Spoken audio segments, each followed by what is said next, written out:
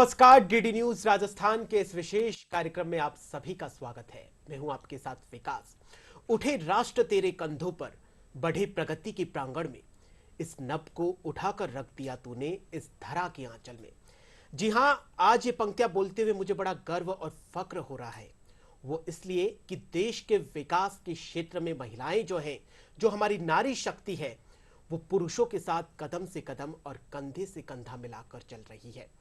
चाहे पंचायती राज संस्थानों की बात करी जाए, चाहे देश की सबसे बड़ी पंचायत यानी संसद की बात करी जाए, तो वहां पर भी हमारी जो नारी शक्ति है वो बड़ी मुखरता के साथ अपने अधिकारों के लिए, अपने सुरक्षा के लिए, अपने लिए, अपनों के लिए अपनी आवाज को उठा रही है। इसी विषय पर आधारित है आज का हमारा ये विशेष कार्यक्रम, पंचायती राज में महिलाओं की क्या कुछ भूमिका है। और इसी विषय पर चर्चा करने के लिए स्टूडियो में आज हमारे साथ बेहद ही खास मेहमान मौजूद है। मैं उनसे आपका परिचय करवा देता हूं। हमारे साथ डॉक्टर प्रमिला संजय जी मौजूद हैं। मैडम, आपका बहुत बहुत स्वागत है। इससे पहले मैडम के साथ में चर्चा को शुरू करें, मैं उनका परिचय करवा देता हूं। आप प्रतिष्ठित सामाजिक विकास विशेषज्ञ हैं। पंचायतों को सशक्त बनाने और महिलाओं की भूमिका को मजबूत करने के लिए आप पिछले 27 वर्षों से लगातार इस क्षेत्र में कार्य कर रही है और भी कई सामाजिक संस्थाओं से आप जुड़ी हुई है। साथ ही जेनेवा इंडिया फ्लीट फोरम की आप कंट्री डायरेक्टर भी हैं। तो चलिए मैडम के साथ में चर्चा को शुरू करते हैं। मैडम, आजादी के बाद से करीबन 75 साल से ज्यादा हमें हो गए।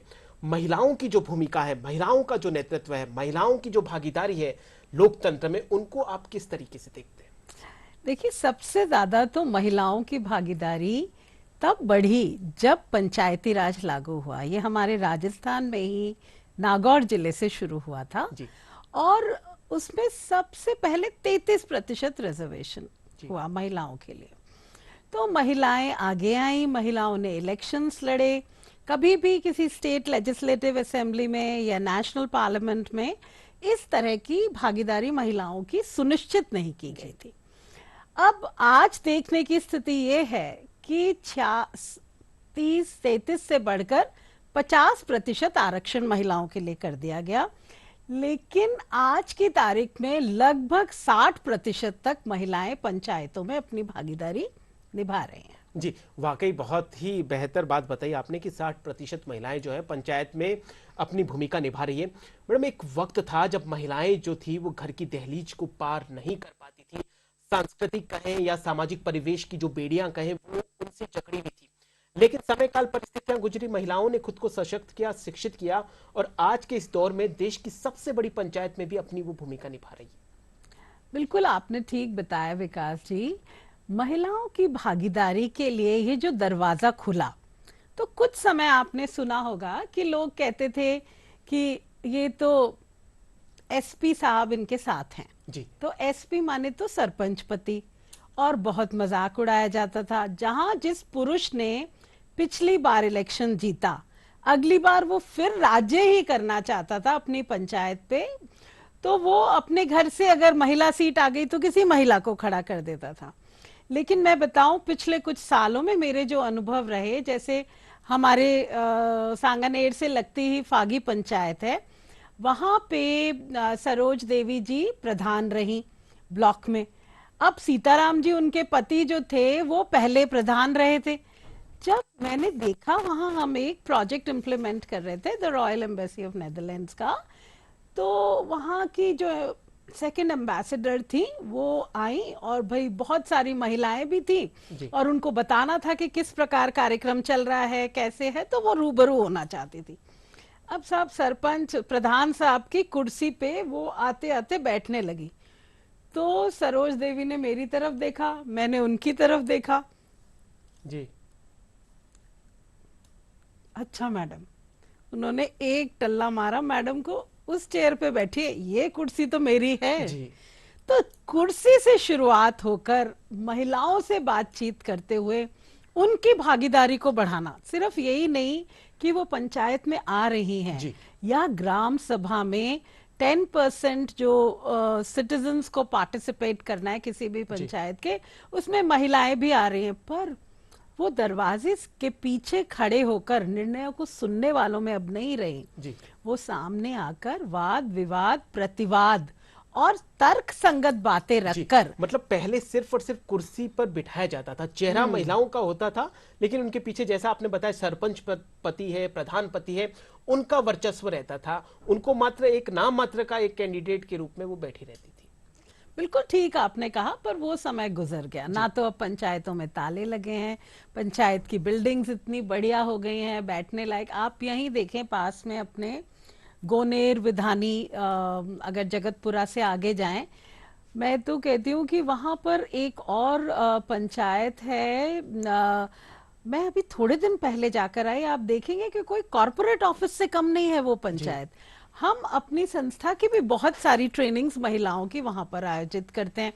तो मैंने एक दिन पूछा भी उनसे, भंवर सिंह जी से और उनके सरपंच साहब से, मीना जी, कि ये इतना भव्य आपने कैसे बना लिया? तो बोला, मैडम जन सहयोग, आपने ही तो कम्युनिटी एंगेजमेंट सिखाया था।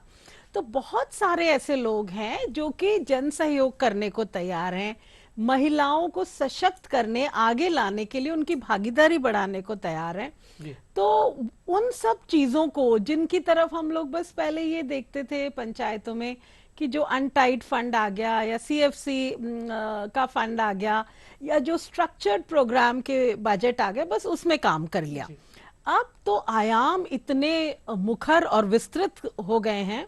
आप देखिए, मीना देवी पटवा है गोनेर की सरपंच। हमने एक हेल्थ कैंप करने की कोशिश की वहां, खासकर किशोरी बालिकाओं के लिए, ताकि वो अपनी माहवारी से संबंधित जानकारी प्राप्त कर सके और स्वस्थ रहें और एक रिप्रोडक्टिव एज साइकिल में उनको प्रॉब्लम ना हो।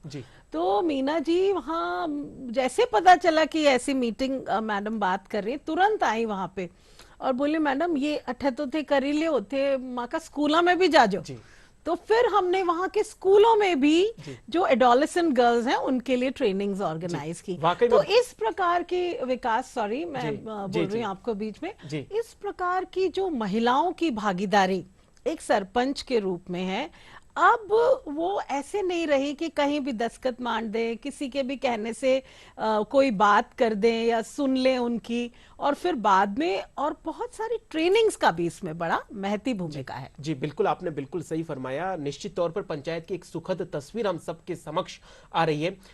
आप 27 वर्षों से इस क्षेत्र में काम कर रही है, तो आपने क्या कुछ देखा कि कहीं पुरुष सरपंच है या प्रधान है और कहीं पर महिला सरपंच है और प्रधान है, तो उनके जो कार्य करने का जो तौर तरीका है उसमें क्या कुछ आपने मेजर आपने इम्पैक्ट महसूस किया? विकास, 2-3 बातें मैं बताना चाहूंगी। पुरुषों को मैं कहीं भी उनकी भूमिका या उनके विजन को मैं नकारती नहीं हूं, लेकिन आप ये देखें कि अगर जो स्कूल आप जानते हैं 5 विभाग पंचायतों के अधीन है, मैं बस्सी का एग्जाम्पल लेती हूँ। सुशीला जी हैं वहां पे, हीरावाला की सरपंच। उनको पिछले साल 15 अगस्त में दिल्ली बुलाया गया, वो हमारे वॉलंटियर भी हैं।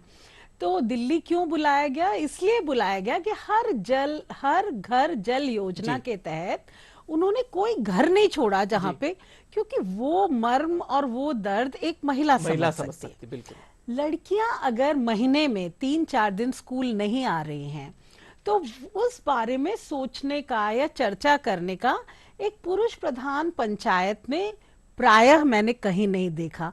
लेकिन जहां महिलाएं सरपंच हैं वहां पर, और फिर अब तो पुरुष सरपंचों ने भी, आप सांबरिया में देखिए, वहां पर हायर सेकेंडरी स्कूल में इंसिनरेटर लगाया गया।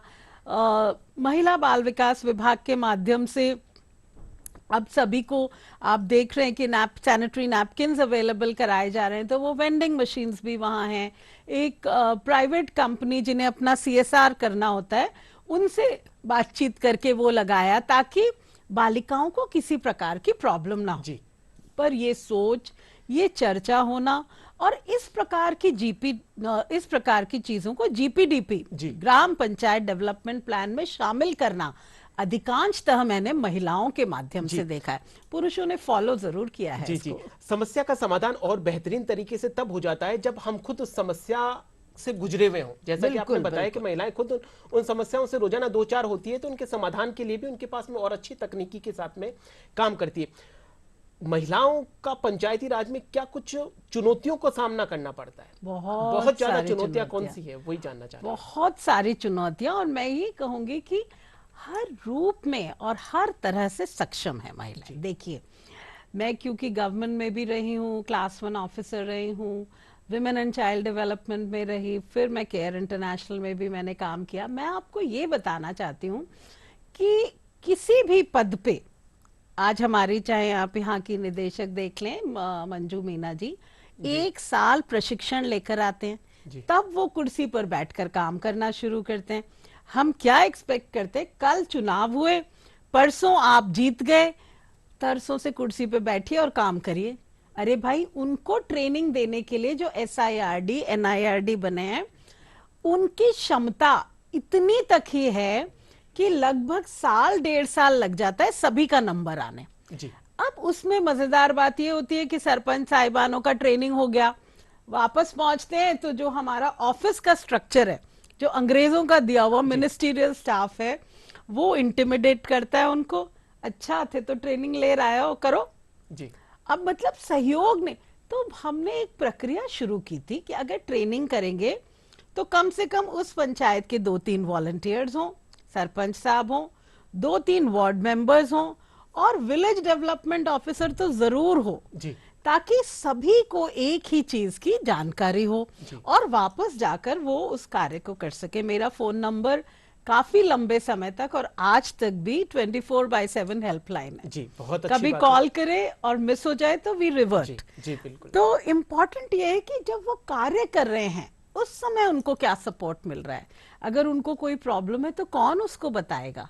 अच्छा, अब हम शिक्षा के क्षेत्र में देखें तो हमारे ग्रेजुएट, पोस्ट ग्रेजुएट, MBA करे हुए भी सरपंच लोग आ रहे हैं। बिल्कुल। I think it's become none less than a मतलब वेरी करोड़ों का ल्यूक्रेटिव। पैकेज ठुकरा कर वो पंचायत में सरपंच बन रहे हैं, जैसे छवि राजावत सबसे बड़ा उदाहरण है। बहुत सारे ऐसे कोई स्पोर्ट्समैन एग्जाम्पल्स हैं। है, स्पोर्ट्स वुमन है, वो भी मतलब सरपंच हाँ, की दावेदारी जता रही है। आप देखेंगे, अगर मैं बस्सी की बात करूं, क्योंकि हाल ही में हम यही काम कर रहे थे, कानौता की सरपंच मंजू देवी, वो खुद अभी पढ़ाई करी, मुझे बता रही थी शायद उनके कोई एग्जाम्स आने वाले हैं, और पहले से वो ग्रेजुएट तो हैं ही।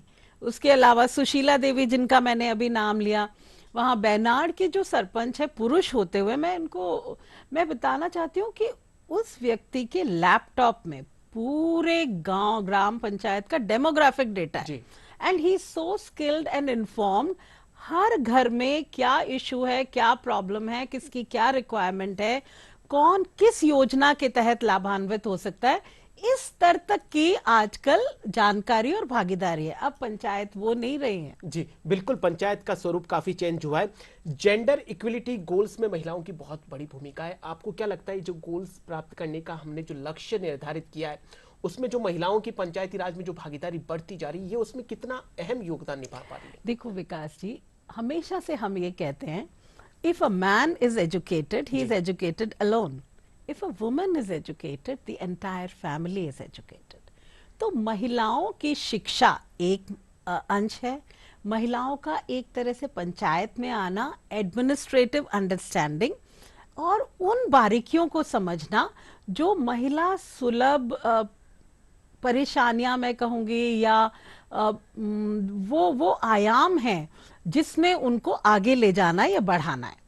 तो सबसे पहली बात तो, हम जब प्रशिक्षण कार्यक्रम करते हैं तो उनके पति, उनके ससुर, उनके जेठ उनको जरूर बताते हैं कि इनकी ये जिम्मेदारी है।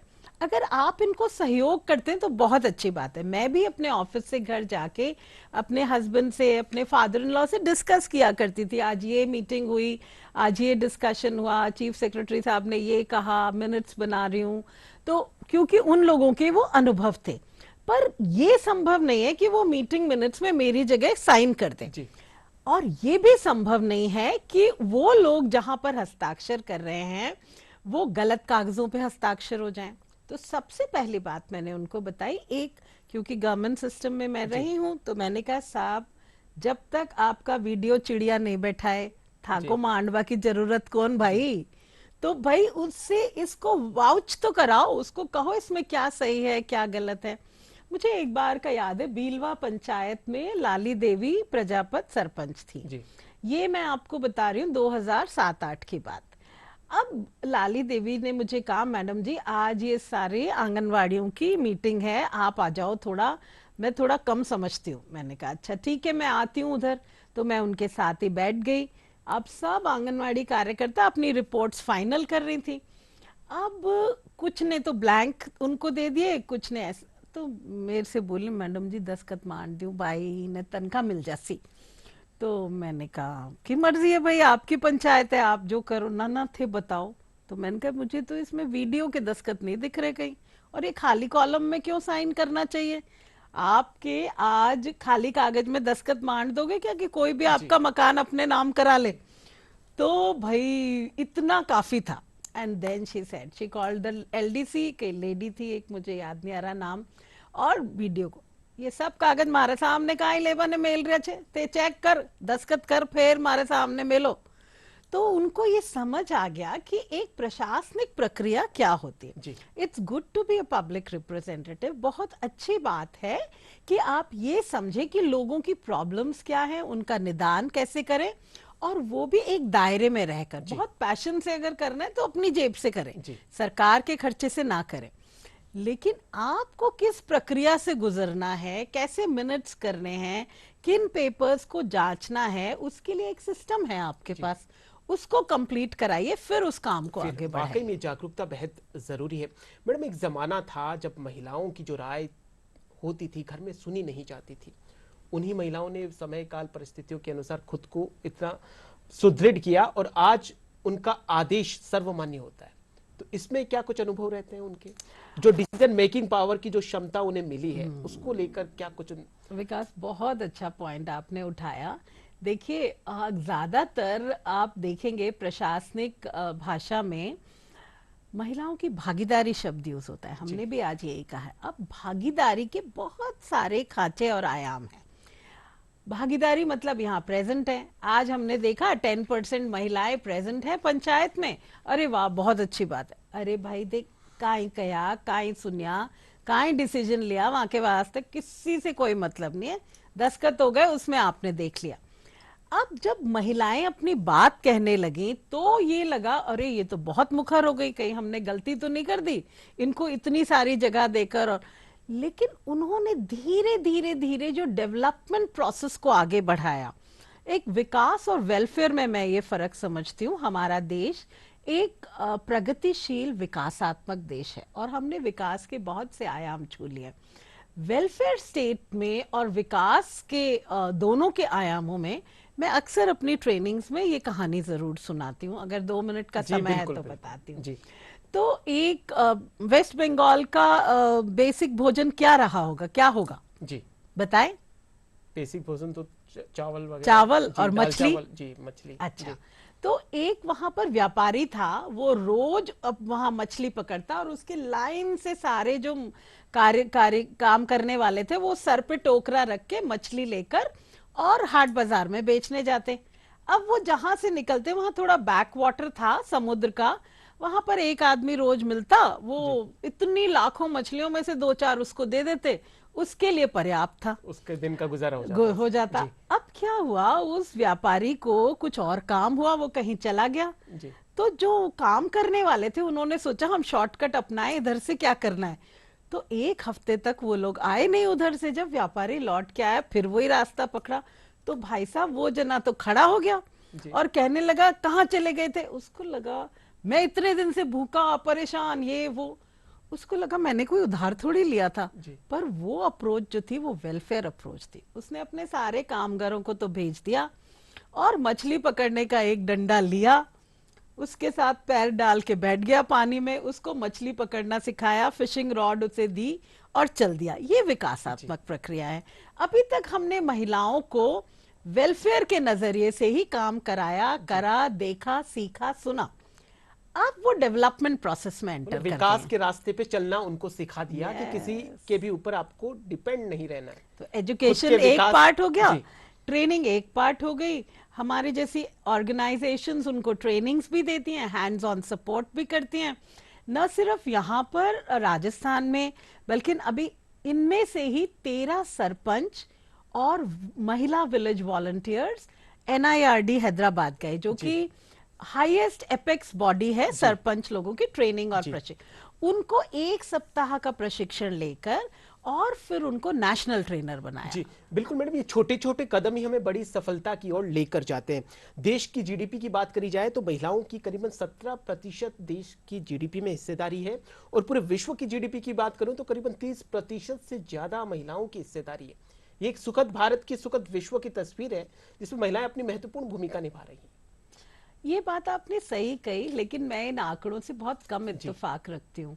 मैं ये मानती हूँ कि इससे कहीं ज्यादा है उनकी भूमिका, क्योंकि वो स्वयं काम करती हैं और जो लालन पालन करती हैं, परिवार का ध्यान रखती हैं, वो भी बहुत महत्वपूर्ण है अपने आप में, क्योंकि वो उनको उस लेवल पर पहुंचा रही है कि वो जीडीपी में कंट्रीब्यूट कर सके। बिल्कुल। So there are two ways of interpreting. One is direct impact जो आंकड़े आपने बताए, और मैं जो बता रही हूँ वो इनडायरेक्ट भी उसमें इंक्लूडेड जी बिल्कुल। प्रधानमंत्री नरेंद्र मोदी जी ने अभी मन की बात कार्यक्रम में भी नारी शक्ति का उदाहरण दिया था कि महिला वो शक्ति है, वो भारत की नारी है, न कम में न ज्यादा में, भारत के विकास में वो बराबर की भागीदारी है। बहुत सही कहा आपने।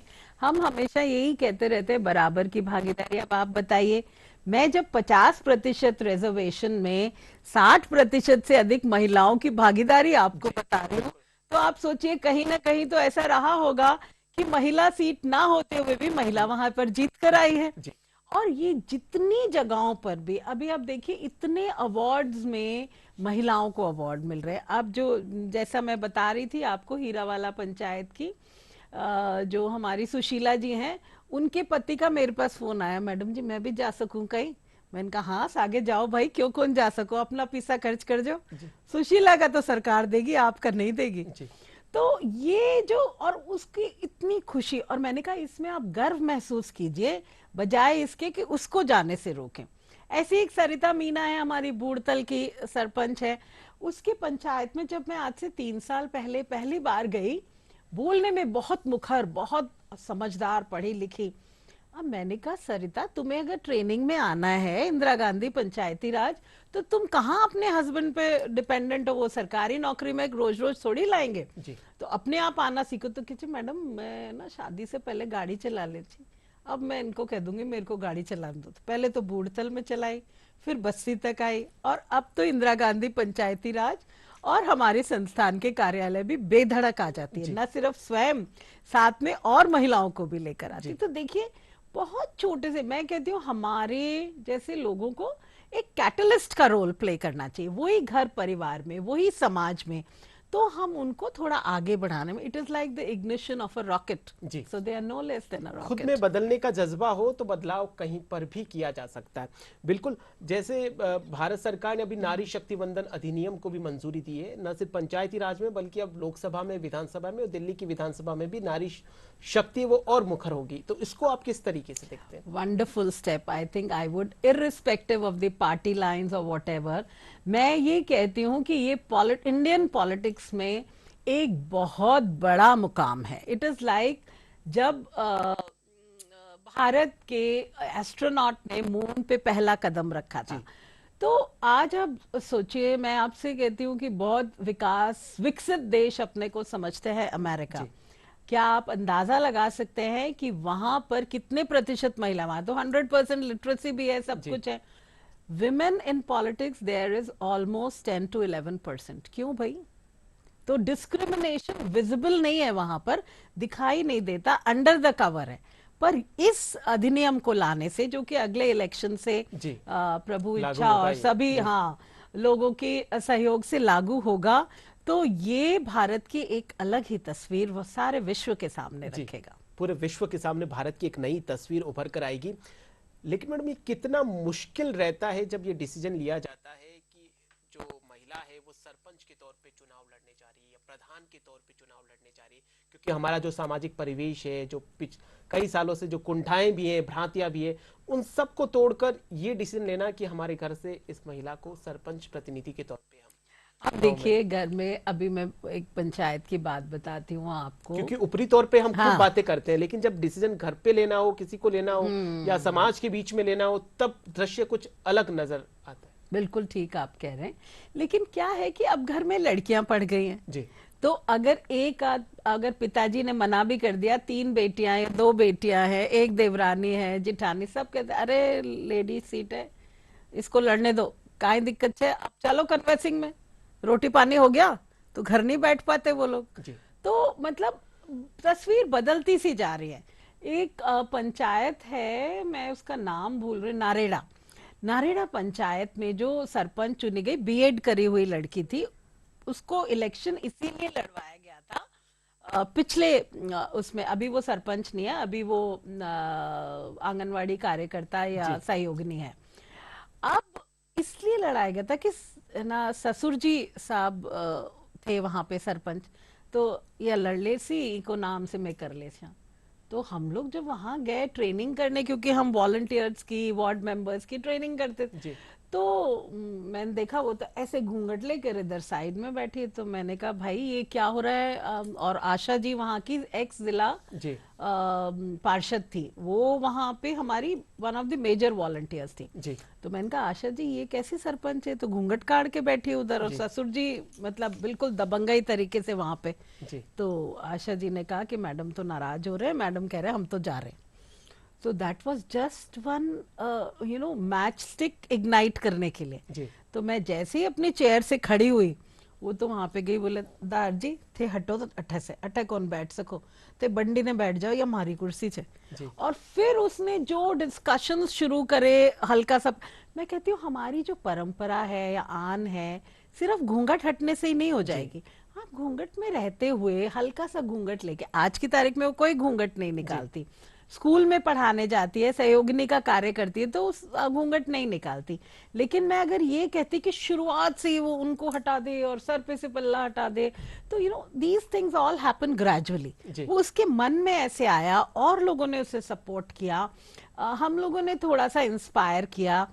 उसके कार्य क्षमता में जो बाकी पुरुष लोग वार्ड मेंबर्स थे चैलेंज करना चाह रहे जी थे, उन चीजों को उसने, मैंने कहा हर कोई पूर्ण नहीं होता, कुछ गलतियां तुमसे होंगी, जी इन्होंने भी बहुत की काम है। करेंगे तो गलतियां, जाहिर सी बात है गलतियां तो होगी, लेकिन सबसे बड़ी बात है कि हम उस परिवेश से निकलकर देश के विकास में अपना योगदान दे रहे हैं और घर की दहलीज को लांग कर विकास के हर क्षेत्र में अपना योगदान दे रहे हैं। वाकई में नारी शक्ति का जो आपने योगदान बताया, वाकई में उससे एक सुखद भारत की तस्वीर नजर आएगी और भारत जल्दी ही विकासशील से विकसित भारत की ओर अग्रसर होगा। मैडम, आज आप इस प्रोग्राम में पधारे और इतनी सरलता के साथ अपने अनुभव शेयर किए, आपका बहुत बहुत शुक्रिया। उधर आसमान से किसी ने पुकारा कि कहा बादलों से जुड़ो, इधर जमीन से किसी ने किया इशारा, उड़ो और उड़ो।